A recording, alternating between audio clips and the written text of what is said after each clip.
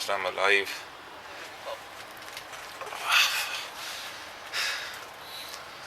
I've asked for water so many times. They say I can't drink water. I don't know why. I love you, Pakistan.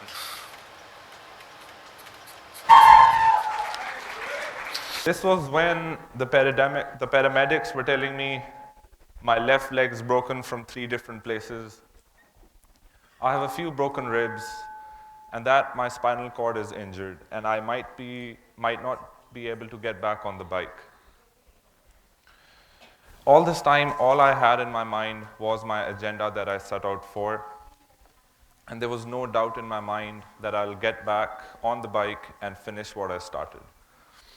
Later that day, I was taken to the hospital, and the first 3-4 days were pretty horrible. Walking was out of the equation. I could barely move my arms. I could barely swallow water. It was just horrible. By the 4th day, it started to get better. I got off the bed for the first time myself after the accident, and I started to explore the room. And that is when, out of the blue, a man I've never seen before walked in yelling, "Pakistan, Pakistan." I was confused, so I asked him what was going on, and he said he read in a local newspaper about a biker that had crashed in his city, and that he went around all the major hospitals in his city, Arad, looking for me. I asked him, why did he want to see me so bad? And he said, I just want to help. I was in a shock.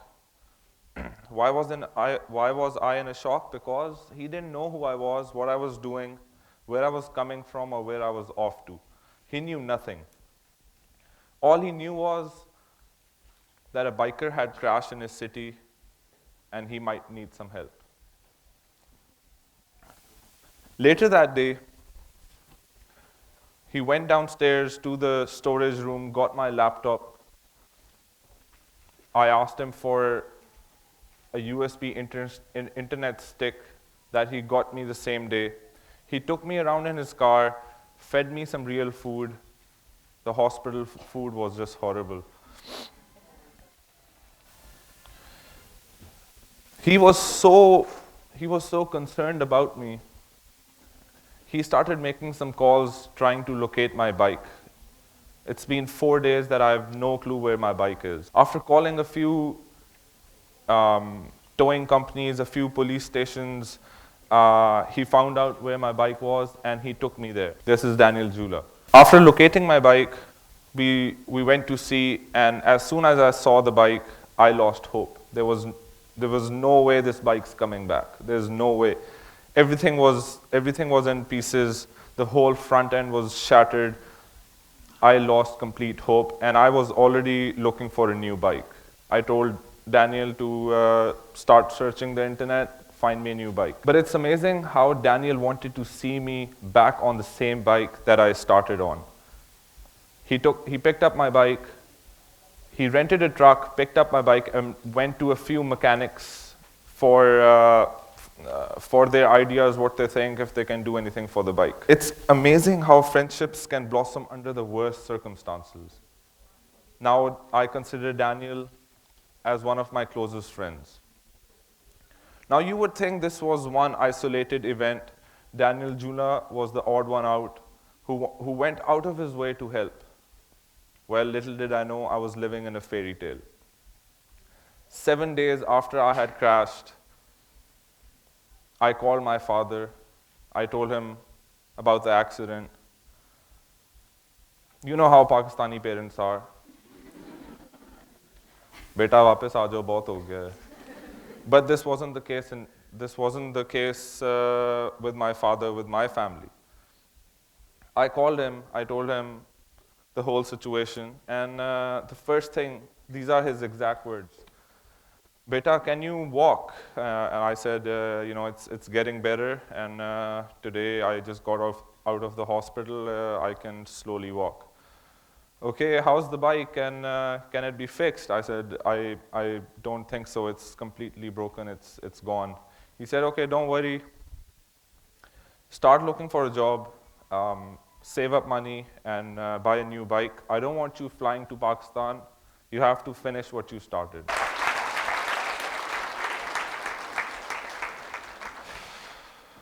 While I was in the hospital, the guy who I crashed in came to see me a few times.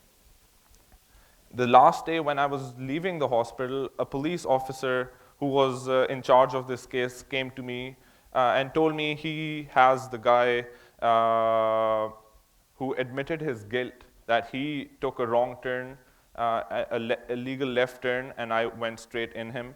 And they have him in custody, and it's a Romanian law to, if you admit guilt in a car accident, you have to pay for the damages. In this case, he was so poor, government would force him to sell his house, sell his property, sell whatever he owns to buy me a new bike.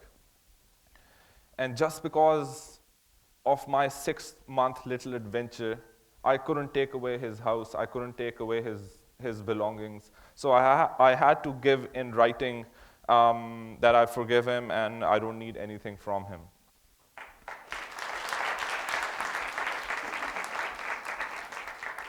But I didn't let him go that easily. I told him to go to the church 30 days, 5 hours every day, pray for me that I make it to Pakistan. Now, I was living in Bucharest at a cousin's house. I started to walk. I hadn't left the house in about 10 days. The depression started to creep in. And that is when Gwen from Bay Area ridersforum.com emailed me saying, how she found out about how I crashed and that my agenda is on hold. And she asked me to email her the list of parts that were needed to get back on the road. I called Daniel Jula, I called the mechanic. We figured out the whole list, and I forwarded it to Gwen.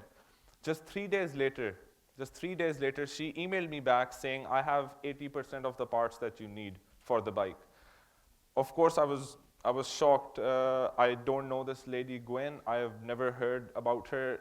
I don't know anything about her. And why is she going out of her way to, help a Pakistani, a biker who's crashed somewhere in the middle of the world?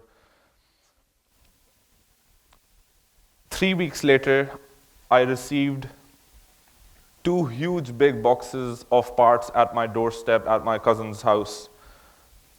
And then suddenly, emails started coming in. I received an exhaust system for my bike from Bulgaria. I received a handbrake system from Poland. I received a radiator for the bike from Romania, Bucharest. It was unreal. I couldn't believe what was going on. It was as if everyone's coming together to help. It was a very weird, cool experience. And just when I thought it'll be very hard picking myself up, it'll be a lonely struggle, I found out that I was surrounded by helping hands. People wanted me to get up. People wanted me to finish what I started. There was just so much support. It was crazy. Baba's on my side. Strangers are on my side. It was all too unreal. And at the same time, I'm receiving all this love from all over the world, and nobody's expecting anything from me, just that I get back on the bike and finish what I started. Nobody expected anything back. All everyone was doing was stepping up to help when someone was in need.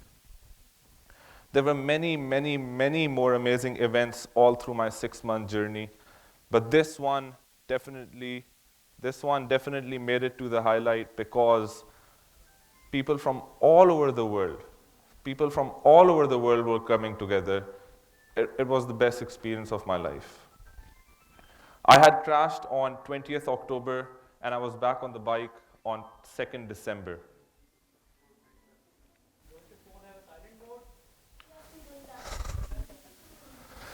I was back on the road on 2nd December, and I hadn't spent a single dollar. It was unreal. The hospital bill was paid by the nurses over there. The bike parts were donated from all over the world. And the bike was fixed in a small shop in Bucharest by a mechanic who spent 4 straight days on the bike, 15 hours each day, and didn't charge me a single dollar. It was too unreal. It seemed like a higher power had played a hand in making everything fall into place, as if it was willed that I make it back to Lahore on the same bike with all the bike parts and my parts attached together. This experience has blown my mind. Thank you very much.